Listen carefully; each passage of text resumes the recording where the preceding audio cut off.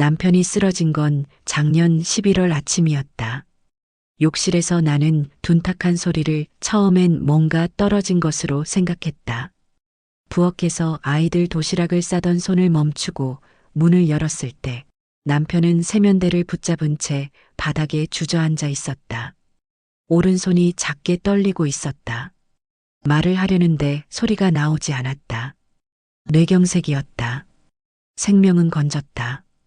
그러나 오른손 힘이 절반으로 줄었고 말이 뭉개졌다. 재활치료는 길고 돈이 많이 들었다. 나는 퇴직하고 6달 동안 이력서를 12군데에 냈다. 출판사, 편집 대행사, 콘텐츠 회사. 42세라는 나이는 생각보다 훨씬 자주 문제가 됐다. 3군데는 답장조차 없었다. 4군데는 면접까지 갔다가 돌아왔다. 돌아오는 버스 안에서 창밖을 보다가 내가 지금 어디 있는지 잠깐 잊었다. 그 정도로 피곤했다. 통장 잔고는 점점 줄어들었다. 재활치료비, 아이들 학원비, 아파트 관리비. 숫자는 거짓말을 하지 않았다.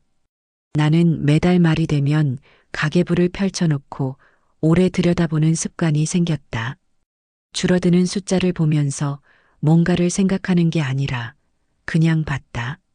아무 생각도 하지 않는 것이 그때는 더 쉬웠다. 임도연을 만난 건 그 즈음이었다. 그는 강남의 조용한 카페에서 기다리고 있었다. 정장 차림이었고 명함을 건네는 손이 익숙했다. 한성인 쇠그룹 기획이사. 나는 명함을 받아들고 이 자리가 어딘가 잘못됐다는 걸 느꼈다. 느낌은 맞았다. 그러나 그가 꺼낸 숫자가 그 느낌을 잠시 덮었다. 성금 100, 완료 후 200. 기한은 한 달. 그는 목소리를 낮추거나 주변을 두리번거리지 않았다. 그냥 사업 이야기를 하듯 말했다. 경기도 광주 외곽에 있는 작은 인쇄소. 상호는 갑수인쇄. 직원 3짜리 영세 업체인데 이 집이 개발한 특수 박인쇄 공정이 있다는 것.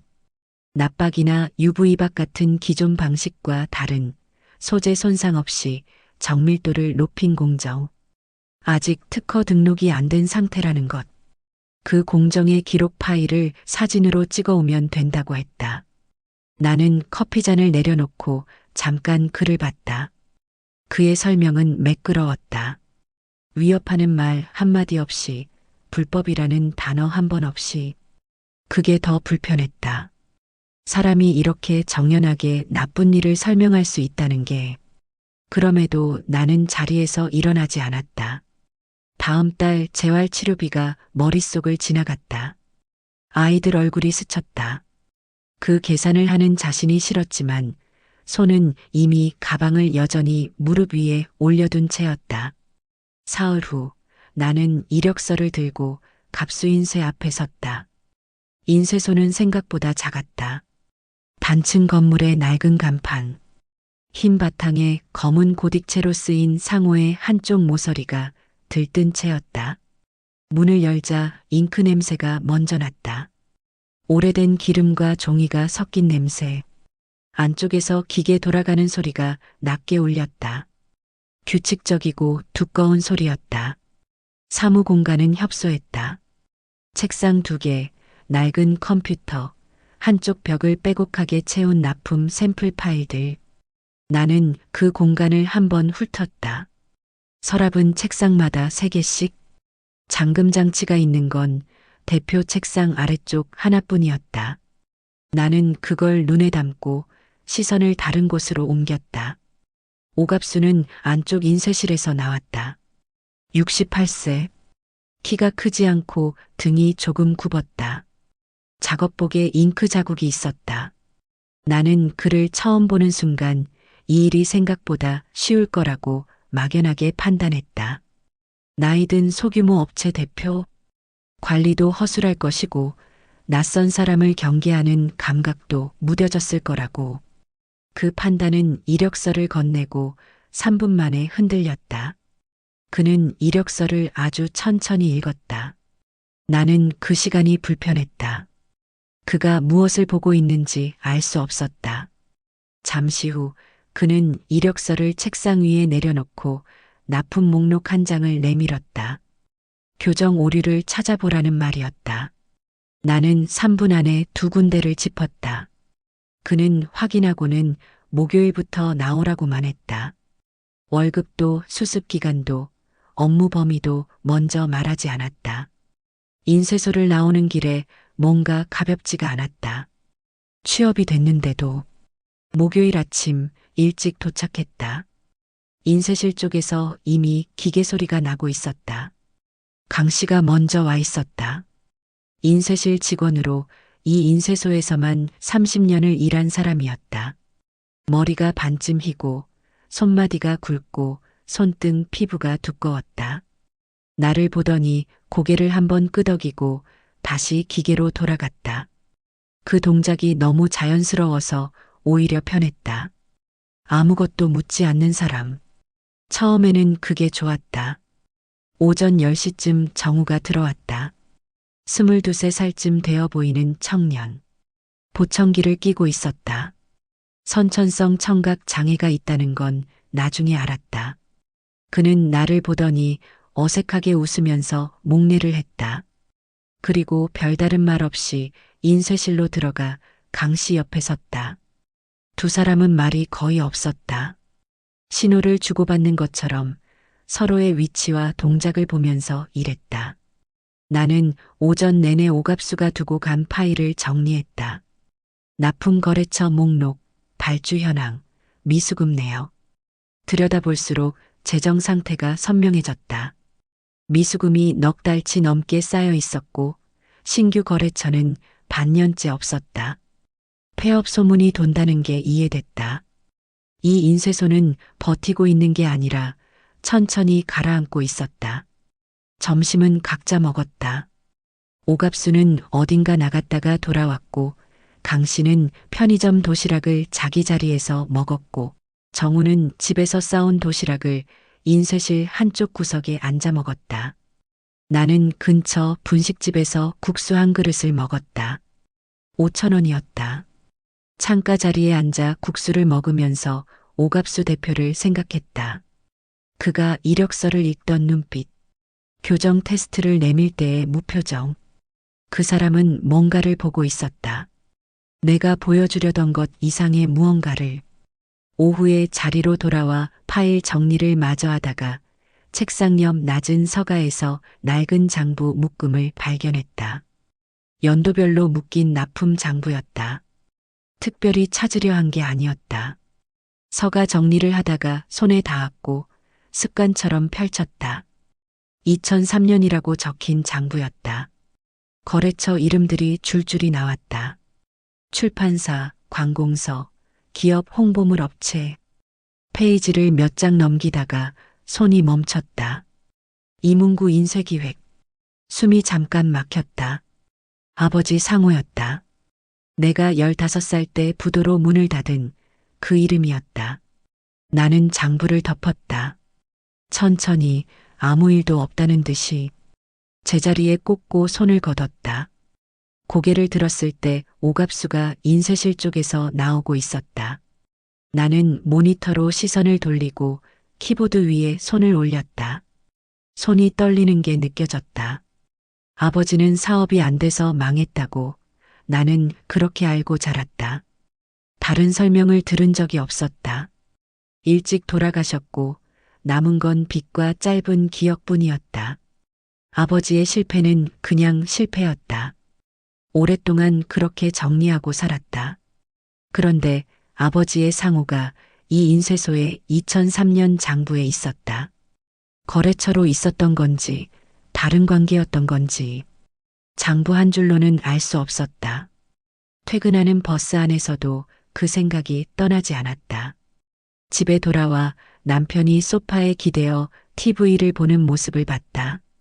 오른손을 무릎 위에 얹은 채로 아이들 방에서 소리가 들렸다. 나는 주방에 서서 한동안 아무것도 하지 않았다. 그날 밤 임도연에게서 문자가 왔다. 잘 적응하고 있냐는 말과 함께 기한이 한 달이라는 것을 다시 확인하는 내용이었다. 나는 문자를 읽고 화면을 껐다. 아버지의 이름이 거기 있었다. 그 인쇄소에, 내가 무너뜨리러 들어간 그곳에. 다음 날도, 그 다음 날도 나는 그 장부를 다시 꺼내지 않았다. 꺼낼 이유가 없었다. 아니, 정확히는 꺼낼 용기가 없었다. 한 줄짜리 상호명 하나가 20년 가까이 덮어둔 것들을 건드렸다. 나는 그걸 다시 닫아두기로 했다. 할 일은 따로 있었다. 인쇄소에서의 시간이 조금씩 익숙해지기 시작했다. 오전에는 거래처 파일 정리와 발주 확인, 오후에는 납품 일정표 작성. 오갑수는 사무 공간보다 인쇄실에 있는 시간이 길었다. 나를 따로 불러 지시하는 일이 거의 없었다. 처음엔 그게 어색했지만 이내 파악했다. 그는 말로 일을 시키는 사람이 아니었다. 일이 무엇인지 보이면 알아서 하라는 방식이었다. 잠금 장치가 달린 서랍은 오갑수 자리 아래쪽이었다. 나는 그걸 하루에 한 번씩 눈에 담았다. 자연스럽게 지나가는 척. 열쇠는 항상 그의 작업복 주머니에 있는 것 같았다. 인쇄실에 들어갈 때도, 화장실을 갈 때도 그 열쇠 묶음을 갖고 다녔다. 기회는 빠르게 오지 않았다. 그 주 금요일 오후 오갑수는 외출했다. 거래처 미팅이 있다고 했다. 강 씨는 인쇄실에서 기계를 점검 중이었고 정우는 오전 배송을 마치고 아직 돌아오지 않은 상태였다. 사무 공간에 나 혼자였다. 나는 자리에서 일어나 오갑수 책상 쪽으로 걸어갔다. 서랍을 당겨봤다. 잠겨 있었다. 당연한 일이었다. 나는 거기서 멈췄다. 더 이상 뭔가를 시도하지 않았다. 서랍 앞에 서 있는 자신이 낯설었다. 한 달 전이었다면 이 상황에서 다른 방법을 바로 궁리했을 것이다. 그런데 그날은 그냥 돌아섰다. 이유를 설명하기 어려웠다. 다만 그 자리에서 서랍을 만지는 순간 강 씨가 기계 옆에 서 있는 뒷모습이 떠올랐다. 정우가 싸온 도시락을 구석에서 혼자 먹던 모습이 떠올랐다. 그 생각들이 손을 멈추게 했다. 감정이라기보다는 어떤 무게감 같은 것이었다. 강 씨에 대해 알게 된 건 그 다음 주였다. 점심시간에 나는 인쇄실 문이 열린 틈으로 안을 봤다. 강 씨가 기계 옆 낮은 의자에 앉아 도시락을 먹고 있었다. 반찬이 단출했다. 김치 하나, 계란말이 하나. 그는 천천히 먹으면서 기계를 보고 있었다. 기계가 꺼진 상태인데도 그쪽을 바라봤다. 오래 일한 사람이 도구를 바라보는 눈빛이었다. 애착이라는 말을 쓰기엔 너무 담담하고 무심하다고 하기엔 너무 오래 바라보는. 나중에 정우에게서 들었다. 강 씨가 한 번 나간 적이 있었다고. 인쇄소 사정이 안 좋아지던 시기에 다른 곳에서 더 나은 조건을 제안받았다고 했다. 그런데 한 달 만에 돌아왔다고 했다. 이유는 말하지 않았다고. 정우는 그 이야기를 전하면서 별로 특별한 일이 아니라는 표정이었다. 나는 그 이야기를 듣고 잠깐 생각했다. 더 나은 조건을 두고 한 달 만에 돌아온 사람. 돌아온 이유를 말하지 않는 사람. 그런 사람이 30년을 이 인쇄소에 있었다. 그 사실이 의외로 오래 머릿속에 남았다. 정우는 조금씩 말이 늘었다. 처음엔 인사 정도였는데 어느 날부터 지나가다가 말을 건넸다. 발음이 뭉개지는 부분이 있어서 나는 가끔 되물었다. 정우는 그걸 싫어하지 않았다. 오히려 천천히 다시 말해줬다. 그 점이 편했다. 오갑수가 정우를 어떻게 데려왔는지는 정우 본인에게서 직접 들은 게 아니었다. 강 씨가 어느 날 짧게 흘린 말에서 알았다. 정우가 시설 출신이라는 것, 여러 군데 일을 해봤지만 번번이 오래 못 갔다는 것, 오갑수가 직접 찾아가서 데려왔다는 것. 강 씨는 그 이야기를 하면서 표정을 바꾸지 않았다. 그냥 사실을 전하는 것처럼 말하고 다시 자기 일로 돌아갔다. 나는 그 말을 들은 뒤 오갑수를 다시 봤다. 그가 특별히 친절한 사람은 아니었다. 칭찬을 잘하지 않았고 격려의 말도 없었다. 그런데 정우가 실수를 해도 목소리를 높이지 않았다. 이 인쇄소에 있는 사람들은 저마다의 이유로 여기를 떠나지 않았다. 그 주 목요일 오갑수가 나를 불렀다. 인쇄실로 들어오라는 것이었다. 처음 있는 일이었다. 나는 그를 따라 인쇄실로 들어갔다. 기계 소리가 사무실과 달리 직접적으로 몸에 닿았다. 냄새도 더 짙었다. 잉크와 금속, 그리고 열기. 오갑수는 작업대 위에 놓인 샘플 한 장을 가리켰다. 박인쇄가 된 종이였다. 빛이 닿는 각도에 따라 표면이 달라 보였다. 그가 손으로 종이 가장자리를 짚으면서 어떤 압력으로 어떤 순서에 따라 작업이 이뤄지는지를 설명하기 시작했다. 설명은 길지 않았다. 짧고 기술적이었다. 나는 그 자리에서 손을 작업대 위에 얹고 종이를 만져봤다. 표면이 고르지 않게 미세하게 올라와 있었다. 인쇄 결과가 아니라 공정이 남긴 흔적 같은 것이 손끝에 느껴졌다. 오갑수는 그 순간 아무 말도 하지 않았다. 작업 설명이 끝날 무렵 그가 낮고 담담한 목소리로 말했다. 이 기술 나 혼자 만든 거 아닙니다. 나는 손을 종이 위에 둔 채 그를 봤다. 그는 내 시선을 받지 않고 작업대를 보면서 말을 이었다.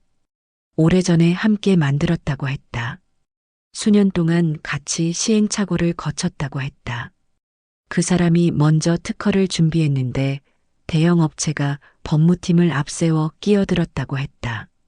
소송 비용을 감당 못해서 결국 그 사람은 사업을 접었다고 했다. 그게 전부였다. 파트너가 누구였는지 그 업체가 어딘지는 말하지 않았다. 나도 묻지 않았다. 물을 수가 없었다. 인쇄실을 나오면서 나는 숨을 한번 고르게 쉬었다. 가슴이 조여드는 느낌이 있었다. 아버지가 폐업한 게 단순한 실패가 아닐 수 있다는 생각은 장부를 본 순간부터 있었다. 그런데 오갑수의 말은 그것을 가능성이 아니라 윤곽으로 바꿔놓았다. 아직 이름은 없었다. 하지만 형태가 생겼다. 나는 그 형태를 직면하고 싶지 않았다. 아직은. 그날 저녁 임도연에게서 전화가 왔다.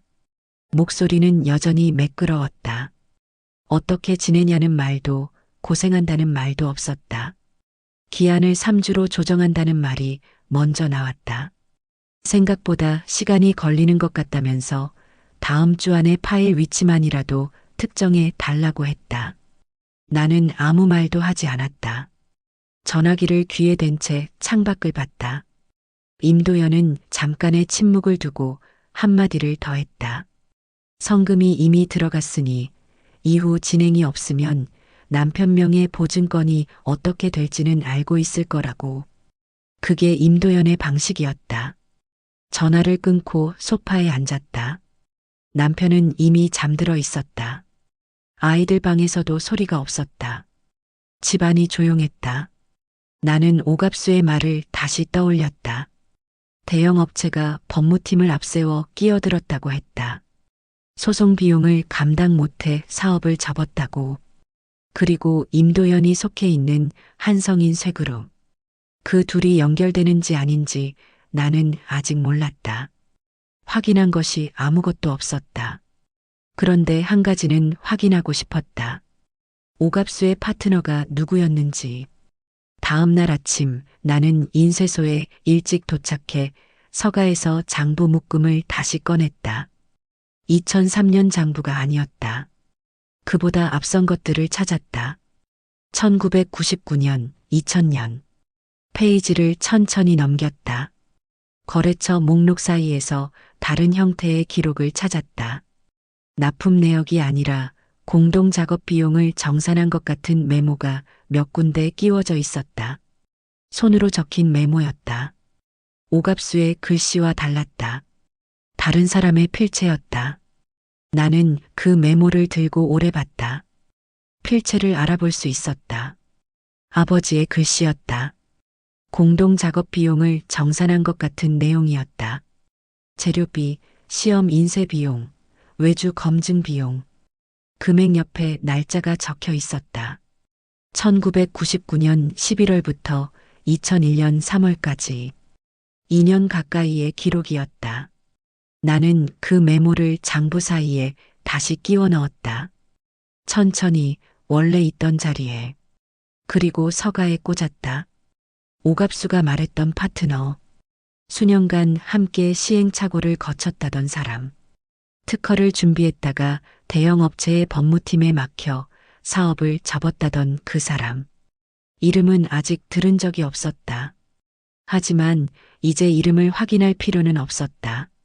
필체가 이미 말하고 있었다. 아버지는 이 기술을 함께 만든 사람이었다. 그리고 나는 그 기술을 빼앗으러 들어온 사람이었다. 그 생각이 일단 형태를 갖자 이후의 시간이 달라졌다. 일은 똑같이 했다. 파일 정리하고 발주 확인하고 납품 일정 조율했다. 겉으로는 달라진 게 없었다.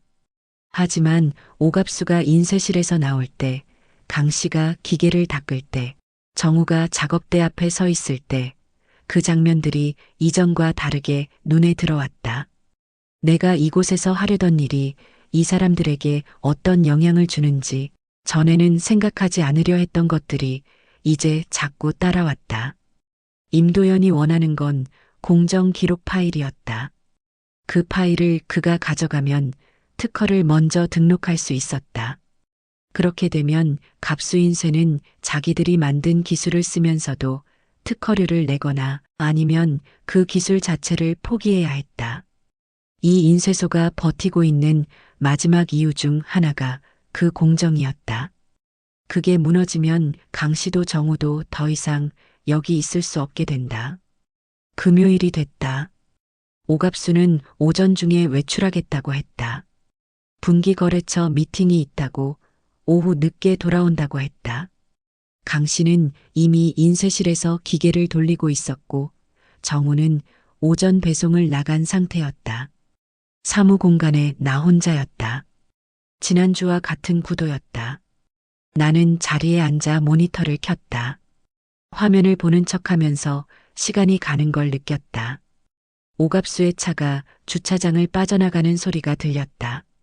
인쇄실에서 기계 소리만 규칙적으로 들어왔다. 오전 10시가 지났다. 나는 자리에서 일어나지 않았다. 일어나야 한다는 것과 일어나면 안 된다는 것이 동시에 있었다. 임도연에게는 이번 주가 사실상 마지막 기회라고 들었다. 다음 주를 넘기면 다른 방식을 찾겠다고 했다. 남편 명의의 보증 서류가 그의 손에 있었다. 나는 창밖을 봤다. 날이 흐렸다.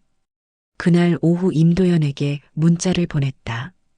위치는 파악했는데 열쇠 확보에 시간이 더 필요하다고 했다. 이틀만 더 달라고 했다. 그는 짧게 답했다. 화요일까지라는 말이었다. 나는 그 문자를 보고 핸드폰을 뒤집어 놓았다. 월요일 아침 오갑수가 나를 인쇄실로 다시 불렀다. 지난번처럼 기술 설명이 아니었다. 그는 작업대 위에 종이 한 장을 올려놓았다. 손으로 쓴 글이었다. 가장자리가 조금 바랬다. 특허 출원 준비 서류였다. 초안 형태였고 두 사람의 서명이 들어가 있었다. 한쪽은 오갑수, 다른 한쪽은 이문구. 나는 그 이름을 보고 숨이 멎는 줄 알았다. 오갑수는 그 종이를 내 앞에 두고 아무 말도 하지 않았다. 그 침묵이 길었다. 나는 그 침묵 안에서 그가 무엇을 알고 있는지를 가늠했다. 그가 이 종이를 꺼낸 건 우연이 아니었다. 한참 뒤에 그가 입을 열었다. 그 사람이 아직 살아있었으면 이 서류가 달라졌을 거라고. 그 말이 전부였다. 아버지는 내가 23세 돌아가셨다. 오갑수는 그걸 알고 있었다. 아무 말도 하지 않고 인쇄실을 나왔다. 자리에 앉아서 모니터를 켰다. 눈에 아무것도 들어오지 않았다. 오후에 정우가 배송해서 돌아왔다. 그는 사무 공간에 잠깐 들어오더니 내 표정을 봤다. 그냥 자판기에서 캔 하나를 뽑아 내 책상 위에 올려놓고 인쇄실로 들어갔다. 캔 음료였다. 따뜻한 것이었다. 나는 그 캔을 손으로 감쌌다. 온기가 손바닥에 전해졌다. 그 작은 온기가 그 순간에는 견디기 어려웠다. 이 사람들이 나를 동료로 대하고 있다는 사실이 지금 내가 하려는 것과 너무 정면으로 충돌했다. 나는 캔을 마시지 않고 책상에 그대로 뒀다. 월요일 저녁 임도연에게서 전화가 왔다. 화요일이 내일이라는 걸 확인하는 전화였다. 그는 목소리가 여전히 차분했다. 내가 할 일이 무엇인지 다시 한번 정리해줬다. 서랍 열쇠가 없으면 자물쇠 교체 업체를 보내줄 수도 있다고 했다. 그 말이 얼마나 계획적인 제안인지를 나는 듣는 순간 알았다. 그는 내가 실패할 가능성까지 미리 설계해두고 있었다. 전화를 끊고 나서 나는 한참을 그 자리에 앉아 있었다. 임도연이 이 인쇄소를 노리고 있다는 것, 그 방식이 20년 전과 같다는 것을 나는 이미 느끼고 있었다. 오갑수가 한성인쇄그룹 이야기를 한 적은 없었다. 하지만 대형업체의 법무팀이 끼어들었다고 했을 때 나는 임도연의 명함을 떠올렸다. 한성인쇄그룹. 이 업계에서 그 규모로 법무팀을 운용할 수 있는 곳이 많지 않았다. 20년 전에 아버지한테 한 것을 지금 오갑수한테 하려고 한다. 그리고 그 일을 나를 통해 하려고 한다. 아버지의 딸을 통해. 그 생각이 머릿속에서 완전히 연결되는 순간 속이 뒤집히는 것 같은 느낌이 왔다. 나는 그날 밤 잠을 이루지 못했다. 아이들이 잠든 뒤에 거실에 앉아서 여러 가지 경우를 생각했다. 임도연에게 파일을 건네면 어떻게 되는지, 건네지 않으면 어떻게 되는지, 남편의 보증 서류가 그의 손에 있다는 사실, 성금은 이미 남편 재활치료비로 일부 썼다는 사실, 도망은 이미 없었다. 침묵도 더 이상 유효하지 않았다. 남은 건 하나였다. 어떤 방식으로 움직이느냐. 다음 날 아침 나는 인쇄소에 가기 전에 편의점에 들렀다. 커피를 한 잔 샀다. 편의점 앞 벤치에 앉아 천천히 마셨다. 출근 시간에 거리가 지나갔다. 사람들이 자기 방향으로 걸어가고 있었다. 나는 핸드폰을 꺼냈다. 임도현과 나눈 문자와 통화 목록을 열었다. 한 달 가까이 쌓인 것들이었다. 나는 그 목록을 다시 위에서부터 천천히 읽었다. 임도연의 첫 번째 문자. 잘 적응하고 있냐는 말. 기한은 한 달. 두 번째 문자. 기한을 3주로 당긴다는 말. 세 번째. 화요일까지. 그리고 전날 밤 통화. 자물쇠 교체 업체를 보내줄 수 있다는 말. 지난주부터 통화를 녹음해두고 있었다. 커피가 식었다. 나는 마저 마시고 일어났다. 인쇄소까지 걷는 길이 평소보다 짧게 느껴졌다. 오갑수가 이미 와 있었다. 인쇄실에서 기계를 점검하는 소리가 들렸다. 나는 자리에 앉아 모니터를 켰다. 화면 앞에 앉아서 생각했다. 오늘 해야 할 일이 무엇인지는 이미 알고 있었다. 임도연에게 파일을 건네는 게 아니었다. 오갑수한테 말해야 했다. 내가 왜 여기 들어왔는지, 임도연이 누구인지, 그가 무엇을 하려는지, 그리고 20년 전에 이미 같은 일이 있었다는 것을 내가 알고 있다는 것까지. 말하면 이 인쇄소에 있을 수 없게 될 것이다. 그건 감수해야 했다. 임도연이 보증 서류를 가지고 어떻게 나올지도 모른다. 그것도 생각해야 했다. 하지만 녹음 파일이 4개 있었다. 문자 기록이 한 달치 있었다. 그게 아무것도 아닌 건 아니었다. 인쇄실 문이 열리는 소리가 났다. 오갑수가 나오고 있었다. 나는 자리에서 일어섰다. 그를 향해 몸을 돌렸다. 오갑수는 나를 보더니 걸음을 멈췄다. 오갑수는 걸음을 멈춘 채 나를 봤다. 나는 준비한 말이 있었는데 첫 마디가 나오지 않았다. 그 사람의 눈이 무언가를 이미 알고 있는 사람의 눈이었기 때문이다. 기다려온 것처럼 고요하고 오래된 것처럼 무거운. 나는 핸드폰을 꺼내 책상 위에 올려놓았다. 말보다 그게 먼저였다. 임도현과 나눈 문자 기록, 통화 녹음 파일 4개. 그게 담긴 화면을 그에게 보이게 펼쳐놓고 한 발 물러섰다. 저 그 사람한테 고용된 거였습니다. 처음부터요. 목소리가 떨리지 않았다. 말하고 나서 오히려 이상하게 몸이 가벼워졌다. 오갑수는 핸드폰을 집어들지 않았다. 책상 위에 그대로 둔 채 나를 봤다. 나는 그 안에서 여러 가지를 각오했다. 그가 의자를 가리켰다. 앉으라는 것이었다. 나는 앉아서 전부 말했다. 임도연이 어떻게 접근했는지, 무엇을 요구했는지, 성금이 얼마였는지, 남편 명의 보증 서류가 그의 손에 있다는 것까지. 아버지 이야기는 마지막에 했다. 장부에서 상호를 봤을 때, 메모에서 필체를 알아봤을 때, 오갑수가 파트너 이야기를 꺼냈을 때, 오갑수는 내 말을 끊지 않았다. 그가 낮게 말했다. 알고 있었다고. 이름이 이수경이라는 걸, 이문구 씨 딸이라는 걸.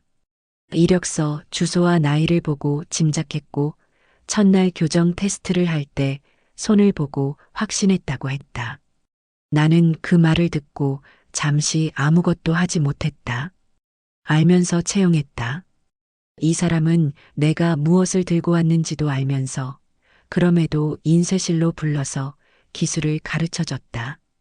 파트너 이야기를 꺼냈다. 특허 출원 초안을 내 앞에 꺼내놓았다. 그건 고발도 아니었고 경고도 아니었다. 기회였다. 내가 어느 쪽을 선택할지 스스로 알게 해주는 방식이었다. 오갑수는 자리에서 일어나 서랍을 열었다. 잠금 장치가 달린 아래쪽 서랍이었다. 나는 그 서랍을 한 달 가까이 눈으로만 봐왔다.